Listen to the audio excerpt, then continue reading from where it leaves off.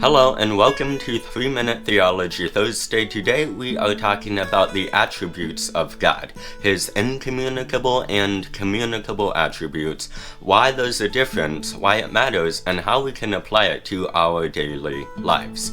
Roll the intro. So when we talk about the attributes of God, we categorize them into His incommunicable and communicable attributes. Now, God's incommunicable attributes are attributes that only God has, attributes that we as humans do not reflect. But His communicable attributes are attributes that God made for humans to reflect in a sort of way, even though we don't do it perfectly. Let me give you an example. One of God's incommunicable attributes is His immutability. That is, the fact that God doesn't ever change. He's the same yesterday, today, and forever, right? So this is a characteristic that humans do not reflect because we change all the time. Now, one of God's communicable attributes is His love, and God made it so that humans can reflect God's love.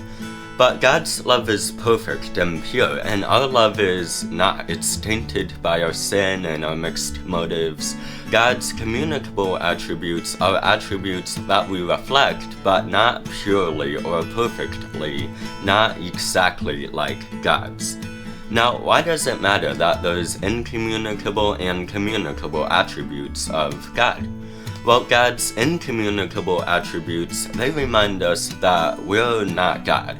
God is holy and righteous and just. He's infinitely above us, and we're sinners. We don't deserve anything from God.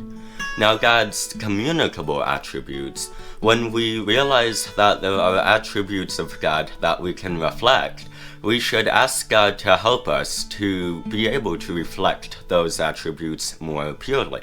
For example, His love is an attribute that we can reflect, so we should ask God to help us to reflect it more and more purely and to love other people more like He does.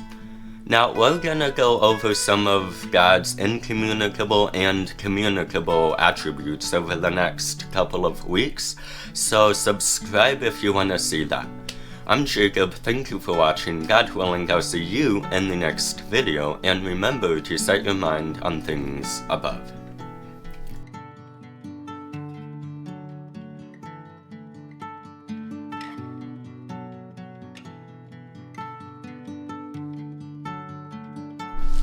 Oh, I did that in under 3 minutes, I think.